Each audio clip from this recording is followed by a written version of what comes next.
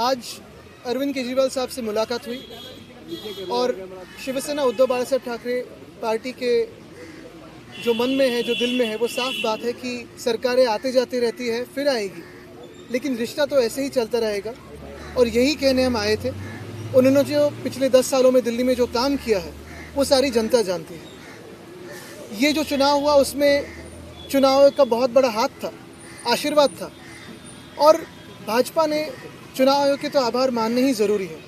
लेकिन यही बात है, कल जैसे मेरी राहुल जी से बात हुई, आज अरविंद जी से बात हुई, कि इंडिया गठबंधन हो या फिर हम सारी पार्टीज़ हो, कहीं ना कहीं हमें ये सोचना ज़रूरी है कि अभी अगला स्टेप क्या है, क्योंकि हमारी डेमोक्रेसी फ्री एंड फेयर नहीं रही है, इलेक्शंस फ्री एंड फेयर नहीं रहे। तो लड़ते तो रहेंगे, देश के हित में लड़ते रहेंगे।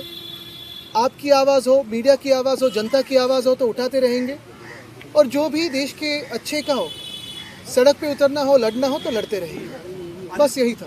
लेकिन आपको नहीं लगता जो आपसी कन्फ्लिक्ट था उसका नुकसान भी जो है हुआ है, और दोनों ही पक्षों की तरफ? देखिए, काफ़ी सारी इसकी एनालिसिस हो सकती है, होगी भी, दोनों पार्टी अपनी अपनी एनालिसिस रखेगी, लेकिन हमारी तरफ से जो रिश्ता है वो रहेगा, जो दोस्ती है वो तो रहेगी।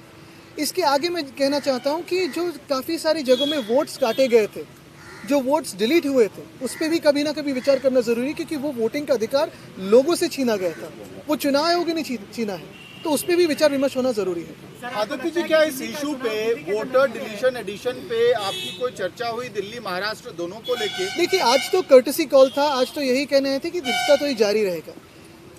जाहिर सी बात है, स्वाभाविक है कि जब हम मिलते हैं तो इस बातों पे चर्चा होती है। इसके पहले भी फ़ोन पे भी हुई थी, अभी जो फ़ोन टैपिंग करते हैं वो तो सुनते ही होंगे, तो उनको पता भी होगा कि हम शायद क्या बात कर रहे हैं। लेकिन हमने ये भी कहा है कि इस पर स्टडी करके जो हम प्रश्न चिन्ह उठा रहे हैं, जैसे महाराष्ट्र में 47 लाख वोटर्स कहाँ से बढ़े हैं, 76 लाख वोट्स आखिरी समय के बाद किसने वोटिंग किया है, इसके कोई वीडियो फुटेज है क्या, टोकन्स है क्या? चुनाव आयोग इस पर बात करने के लिए बिल्कुल तैयार नहीं है। और ये सारी बातें अगर आप देखें तो हरियाणा हो, उड़ीसा हो, दिल्ली हो, मध्य प्रदेश हो, महाराष्ट्र हो, सारी जगह कॉमन है, ये एक पैटर्न दिखने लगा है। तो हमारे देश में आज फ्री एंड फेयर इलेक्शंस होते नहीं है, इसी का ये सबूत है। सर, कैसे टैकल करेंगे इस सिचुएशन को? अगर आप आरोप इलेक्शन कमीशन पे लगा रहे हैं तो फिर टैकल कैसे करेंगे, क्योंकि वही मेन बॉडी है? तो टैकल करने के लिए तो हम साथ में हैं और लड़ेंगे, क्योंकि ये देश हित की बात है।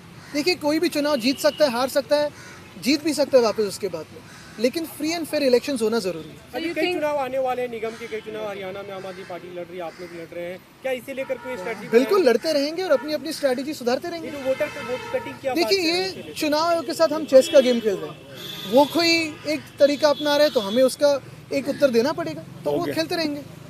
धन्यवाद। मैं आदरणीय संजय भाई, आदरणीय आदित्य ठाकरे जी का, संजय रावत जी का, प्रियंका जी का, अरविंद सावंत जी का जो लीडर ऑफ लोकसभा है, और उद्धव बालासाहेब ठाकरे शिवसेना के सभी माननीय सांसदों का हृदय से आभारी हूँ कि आज वो अरविंद केजरीवाल जी से मुलाकात करने के लिए आए थे।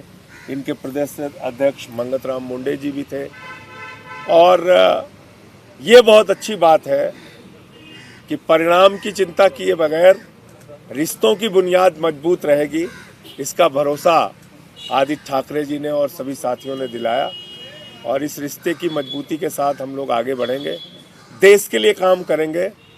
जो फैसला जनता ने दिया है और जो गड़बड़ियाँ हुई हैं उस पर भी बातचीत हुई, और आगे इसको लेके हम लोग क्या कर सकते हैं उसकी रणनीति बना रहे हैं।